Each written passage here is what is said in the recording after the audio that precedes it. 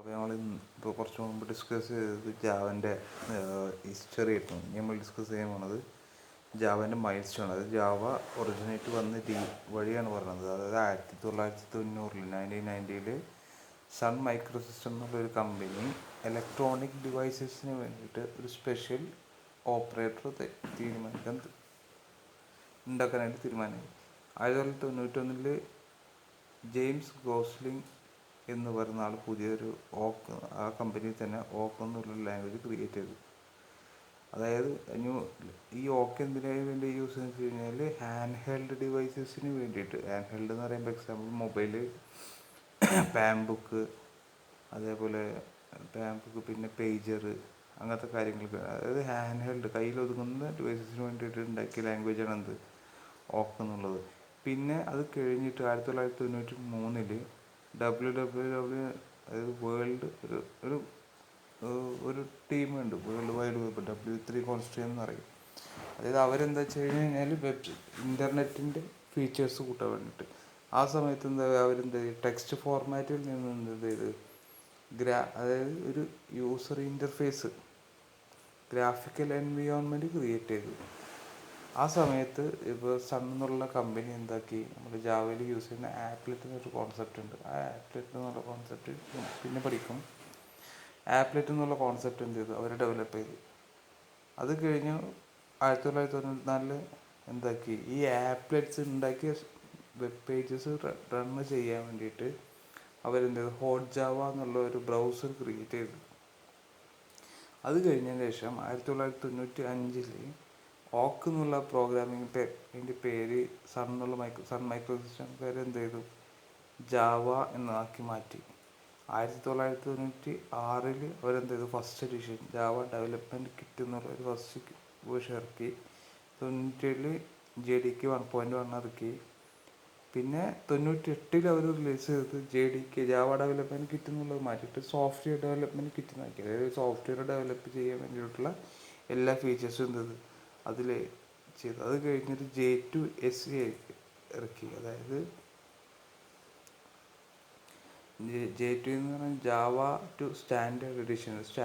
അതായത് പ്രോഗ്രാമിംഗ് ലാംഗ്വേജിൻ്റെ എല്ലാ വശങ്ങളും യൂസ് ചെയ്തിട്ട് അവരെന്താക്കി, ഒരു സ്റ്റാൻഡേർഡ് എഡിഷൻ ഉണ്ടാക്കി. അത് കഴിഞ്ഞ് J2 EE ഉണ്ടാക്കി. അതായത് ജാവ ടു എൻ്റർപ്രൈസ് എഡിഷൻ. അതായത് ഈ അതിനകത്ത് പറഞ്ഞ ബിസിനസ് ആപ്ലിക്കേഷൻസൊക്കെ ഡെവലപ്പ് ചെയ്യാൻ വേണ്ടിയിട്ട്. അത് കഴിഞ്ഞിട്ട് പിന്നെ അത് കഴിഞ്ഞിട്ട് എന്താക്കി, ഈ J2 SE SDK 1.3 1.4 5.0 ഇറക്കി. അത് കഴിഞ്ഞ് J2 M3 അവർ J2 ME ഇറക്കി. അതായത് ജാവ ടു മൈക്രോ എഡിഷൻ. അതായത് ചിപ്പ് സെറ്റ് ലെവലിലുള്ള പ്രോഗ്രാമിംഗ് ലാംഗ്വേജിന് വേണ്ടി യൂസ് ചെയ്യുന്നതാണ് എന്ത് J2 ME. പിന്നെ J2 MEE എന്ന് തോന്നുന്നു, ഉറപ്പില്ല. J2 MEE, അതായത് Java to micro enterprise edition. അങ്ങനെ ഇതാണ് ജാവൻ്റെ മൈൽ സ്റ്റോൺ എന്ന് പറഞ്ഞത്. 1990 എന്താണ് ഒരു സൺ മൈക്രോ സിസ്റ്റം എന്നുള്ളൊരു കമ്പനി ഹാൻഡ് ഹെൽഡ് ഡിവൈസസിന് വേണ്ടിയിട്ട് സോഫ്റ്റ്വെയർ ക്രിയേറ്റ് ചെയ്യാൻ തീരുമാനിച്ചു. ജെയിംസ് ഗോസ്ലിംഗ് എന്നുള്ള ആൾ, ആ കമ്പനിയിലുള്ള ആൾ ഒരു പുതിയ പ്രോഗ്രാമിംഗ് ലാംഗ്വേജ് ഓക്ക് എന്നുള്ള പ്രോഗ്രാമിംഗ് ലാംഗ്വേജ് ഇംപ്ലിമെൻ്റ് ചെയ്തു. അത് ആദ്യം എന്ത് ചെയ്തു, ഹാൻഡ് ഹെൽഡ് ഡിവൈസസിൽ അപ്ലൈ ചെയ്തു.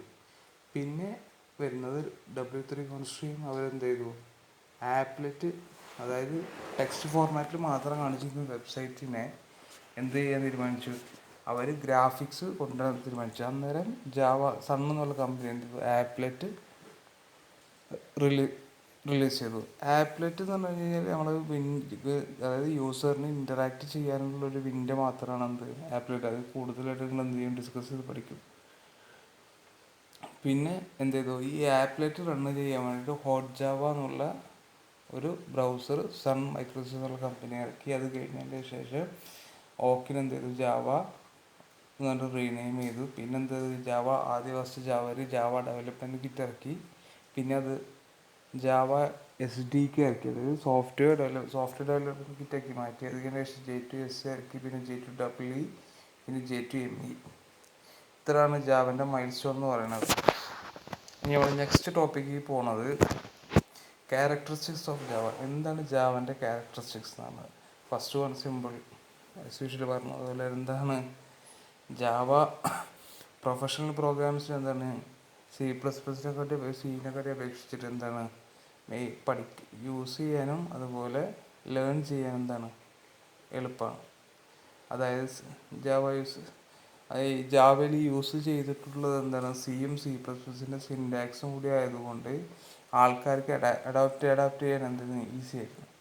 രണ്ടാമത്തേത് പറയുന്നത് ജാവ, ഞാൻ പറഞ്ഞതിന് മുമ്പ് പറഞ്ഞിട്ടുണ്ടെന്നത് ഒബ്ജക്റ്റ് ഓറിയൻറ്റഡ് പ്യൂർലി എന്താണ് ജാവ ഒരു ഒബ്ജക്റ്റ് ഓറിയൻറ്റഡ് പ്രോഗ്രാമിംഗ് ലാംഗ്വേജ് ആണ്. കാരണം ജാവ എല്ലാതും വെച്ചിട്ട് എല്ലാ കാര്യങ്ങളും ക്രിയേറ്റ് ചെയ്ത് ക്ലാസ്സും ഒബ്ജക്റ്റും വെച്ചിട്ടാണ്.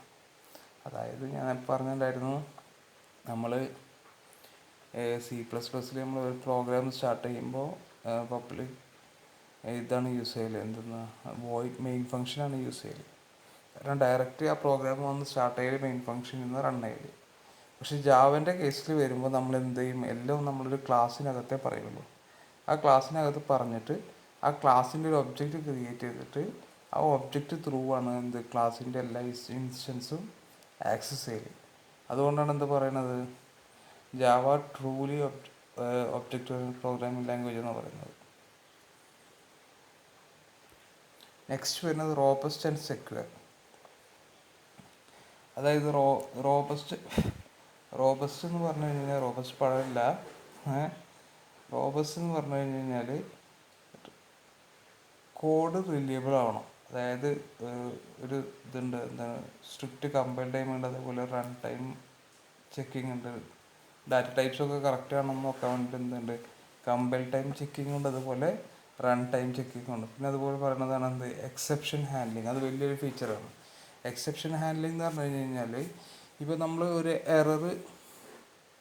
നമ്മൾ എഴുതുന്ന പ്രോഗ്രാമിൽ ഒരു എറർ ഉണ്ടാവുമെന്ന് വരുന്നത് നമുക്കറിയാം. ആ എറർ വന്നു കഴിഞ്ഞാൽ എന്ത് സംഭവിക്കണമെന്ന് നമുക്ക് എന്ത് ചെയ്യാം, മെൻഷൻ ചെയ്യാൻ പറ്റും. അതാണ് എക്സെപ്ഷൻ ഹാൻഡ്ലിങ്. മനസ്സിലായി? എക്സെപ്ഷൻ ഹാൻഡ്ലിങ് എന്ന് പറഞ്ഞു കഴിഞ്ഞാൽ ഒരു എറർ വന്നു കഴിഞ്ഞാൽ ആ എററിന് എന്ത് ചെയ്യണം. ഇപ്പോൾ എക്സാമ്പിൾ പറയുകയാണെങ്കിൽ മാത്തമാറ്റിക്കൽ എറർ എന്നിട്ടൊരു എറർ ഉണ്ട്. അതായത് ഒരു നമ്പറിനെ 0 വെച്ചിട്ട് ഡിവൈഡ് ചെയ്യാൻ പറ്റില്ല, അത് മാത്തമാറ്റിക്കൽ എററാണ്. അപ്പോൾ അങ്ങനത്തെ ഒരു എറർ നമ്മുടെ പ്രോഗ്രാമിൽ വരും നമുക്ക് മുൻകൂട്ടി അറിയെങ്കിൽ എന്ത് ചെയ്യുക, ആ എറർ വന്നു കഴിഞ്ഞ് കഴിഞ്ഞാൽ എന്ത് ചെയ്യുക, അത് എന്ത് ചെയ്യണമെന്ന് നമുക്ക് എന്ത് ചെയ്യാൻ പറ്റും, ജാവയിൽ തീരുമാനിക്കാൻ പറ്റും. പിന്നെ രണ്ടാമത് പറഞ്ഞാൽ സെക്യൂരിറ്റി എന്ന് പറഞ്ഞു കഴിഞ്ഞാൽ മെയിനായിട്ട് എന്ന് പറഞ്ഞു കഴിഞ്ഞാൽ നമ്മൾ ഈ ജാവ പ്രോഗ്രാം കമ്പൈൽ ചെയ്യുമ്പോൾ ഞാൻ പറഞ്ഞിട്ടുണ്ടായിരുന്നു, കമ്പൈൽ ചെയ്യുമ്പോൾ റൺ ചെയ്യുമ്പോൾ രണ്ട് പാർട്ടായിട്ട് ചെയ്യും. അപ്പോൾ അതുകൊണ്ട് തന്നെ എന്ത് ചെയ്യാൻ പറ്റില്ല, നമ്മൾ ഇതിന് മെമ്മറി അഡ്രസ്സും കാര്യങ്ങളൊന്നും കൊടുക്കില്ല. അതായത് പോയിൻ്റർ എന്നുള്ളൊരു ഇതുണ്ട്, സീല് നിങ്ങൾ പഠിച്ചിട്ടുണ്ടെന്ന് വിചാരിക്കുന്നു. പോയിൻ്റർ എന്ന് പറഞ്ഞിട്ടുള്ള ഒരു മെത്തേഡ് എന്തുണ്ട്, ജാവ എന്ത് ചെയ്യില്ല, പോയിന്റേഴ്സിന് എന്ത് ചെയ്യില്ല, സപ്പോർട്ട് ഇല്ല. കാരണം അതിൻ്റെ മെമ്മറി അഡ്രസ്സ് ഡയറക്റ്റ് എന്ത് ചെയ്യില്ല, ആക്സസ് ചെയ്യാൻ കൊടുക്കില്ല. അതാണ് റോബസ്റ്റ് ആൻഡ് സെക്യൂർ എന്നുള്ള ക്യാരക്ടറിസ്റ്റിക്സ്. അടുത്തത് platform independent and portable. Platform independent and portable എന്ന് പറഞ്ഞു കഴിഞ്ഞാൽ നമുക്കതായത് ഏത് പ്ലാറ്റ്ഫോമാണ് നമുക്ക് എന്ത് ചെയ്യാം, യൂസ് ചെയ്യുക. ഇപ്പോൾ വിൻഡോസ് ആണെങ്കിൽ വിൻഡോസ് യൂസ് ചെയ്യാം, അതുപോലെ തന്നെ ഇപ്പോൾ ലിനക്സ് ആണെങ്കിൽ എന്ത് ചെയ്യുക, ലിനക്സ് യൂസ് ചെയ്യുക. മാക് ഇതാണ് ഏത് പ്ലാറ്റ്ഫോമിലും ഒരുപോലെ വർക്ക് ചെയ്യും. പോർട്ടബിൾ എന്ന് പറഞ്ഞു കഴിഞ്ഞാൽ ഒരു പ്രോഗ്രാം എടുത്തിട്ട് നമ്മളൊരു സിസ്റ്റത്തിൽ നിന്ന് വേറൊരു സിസ്റ്റത്തിലോട്ട് നമ്മൾ പ്രോഗ്രാമിനെ മൂവ് ചെയ്യുമ്പോൾ ആ പ്രോഗ്രാമിൽ എന്തില്ല, അതിൻ്റെ സൈസും കാര്യങ്ങളൊന്നും എന്തില്ല, ചേഞ്ച് വരില്ല. അതായത് ഇപ്പോൾ ഡാറ്റ ടൈപ്പിൻ്റെ അടുത്ത് ലൊക്കേഷൻ ഒന്നും എന്തില്ല, അത് പ്രോഗ്രാമിനെ എന്തില്ല ഡിപ്പെൻഡ് ഇല്ല. കാരണം ഇതെല്ലാം ഒറ്റ ബൈൻഡ് ചെയ്തിട്ട്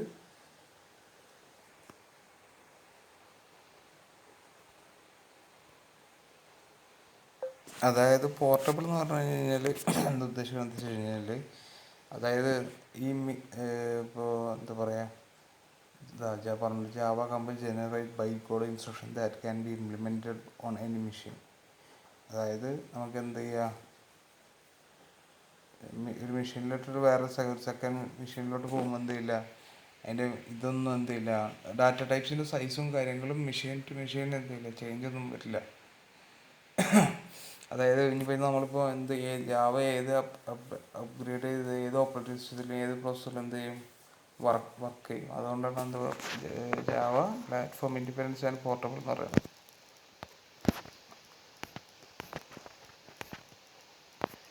അടുത്ത ക്യാരക്ടർ എന്ന് പറയുന്നത് എന്താണ്, കമ്പൈലർ ആൻഡ് ഇന്റർപ്രിറ്റർ.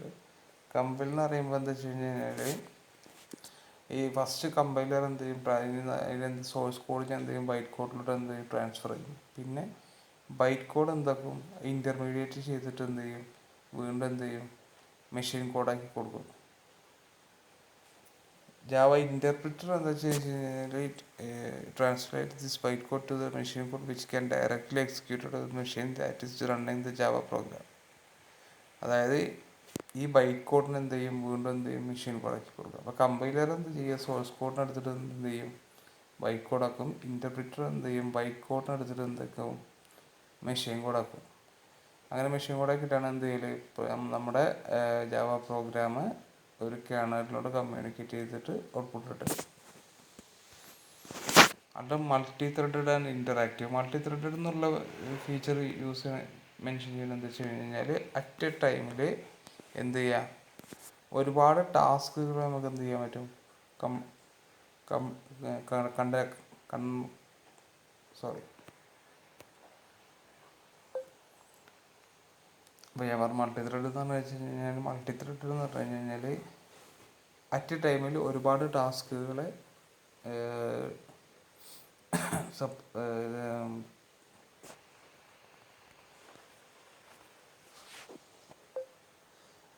സോറി ഇതെന്ത് സ്റ്റക്കായതാണ്.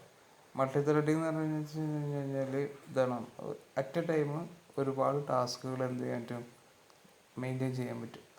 അതായത് നമുക്ക് ഒന്നിൽ കൂടുതൽ പ്രോസസ്സ് ഒരേ സമയത്ത് നമുക്ക് എന്ത് ചെയ്യാൻ പറ്റും. അതാണ് എന്ത് മൾട്ടി ത്രെഡ് പ്രോഗ്രാമിംഗ് എന്ന് പറഞ്ഞാൽ. ഇപ്പോൾ എക്സാമ്പിളായിട്ട് പറയുകയാണെങ്കിൽ, you can listen audio while typing or scrolling page. അതായത് എന്താണ്, നമുക്ക് ഒരു പാട്ട് കേൾക്കാം, നമുക്ക് ഹൈഡ് ചെയ്തിട്ട് നമുക്ക് എന്ത് ചെയ്യാം, പാട്ട് സ്ക്രീനിൽ സ്ക്രോൾ ചെയ്യുക, അല്ലെങ്കിൽ പേജ് മറിക്കുക, അങ്ങനെ എന്തെങ്കിലും ചെയ്ത് വേറെ എന്തെങ്കിലും ചെയ്താൽ നമുക്ക് എന്ത് ചെയ്യാം, നമുക്ക് പാട്ട് കേൾക്കാൻ പറ്റും. അപ്പോൾ അതാണ് എന്ത് മൾട്ടി ത്രെഡിങ്. ഇൻ്ററാക്റ്റീവ് എന്ന് പറഞ്ഞു കഴിഞ്ഞാൽ, ഈ മൾട്ടി പ്രോസസ് സിങ്ക്രോണൈസേഷനും, അതായത് മൾട്ടി പ്രോസസ് സിങ്ക്രോണൈസേഷൻ എന്ന് പറഞ്ഞു കഴിഞ്ഞാൽ, ഇപ്പോൾ നമ്മൾ ത്രെഡ് പൂൾ, ഇപ്പോൾ ഗൂഗിളിൽ നിങ്ങൾ ടൈപ്പ് ചെയ്യുമ്പോഴേക്കും എന്തുണ്ട്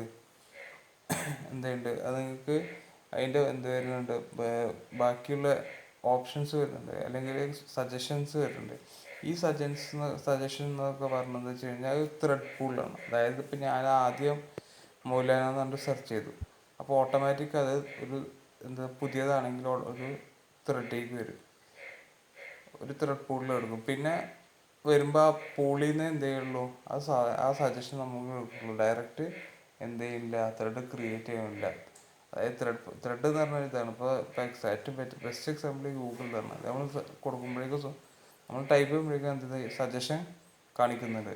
ആ സജഷൻ എന്താണ്, ഇത് ചെയ്യുന്നത് വെച്ച് കഴിഞ്ഞാൽ, നമ്മൾ കൊടുക്കുന്ന ആ കീവേഡ്, ആ വേർഡിനെ അവരെന്താക്കും, ഒരു ത്രെഡാക്കി മാറ്റും. എന്നിട്ട് എന്ത് ചെയ്യും, അതൊരു ത്രെഡ് പൂളിൽ സൂക്ഷിച്ച് വെക്കും. വീണ്ടും അടിക്കുമ്പോൾ ആ ത്രെഡ് പൂളിൽ നിന്ന് എന്ത് ചെയ്യുള്ളൂ, ഇത് കിട്ടുള്ളൂ. അതാണ് എന്ത് മൾട്ടി ത്രെഡഡ് ഇൻ്ററാക്റ്റീവ്. അപ്പോൾ ഈ മൾട്ടി പ്രോസസ്സിങ്, അത് ഒരേ സമയം 2-3 പൂളുകൾ എന്ത് ചെയ്യുന്നുണ്ട്, ചെക്ക് ചെയ്യുന്നുണ്ട്. അപ്പോൾ ഈ ഇൻ്ററാക്റ്റീവ് ആണ് പറയുന്നത്, ഇതിനാണ് ഇൻ്ററാക്റ്റീവ് സിസ്റ്റം എന്ന് പറയുന്നത്. ചെറിയ കൺഫ്യൂഷൻ ഉണ്ടെന്ന് മനസ്സിലായി. ലാസ്റ്റ് ഒന്നും കൂടി നമുക്ക് പറയാം. ലാസ്റ്റത്തെ ഡിസ്ട്രിബ്യൂട്ടഡ് എന്ന് പറഞ്ഞു കഴിഞ്ഞാൽ, അതായത് ഇപ്പം ഇത് എല്ലാ ലെവലിലും നമുക്ക് എന്ത് ചെയ്യാം.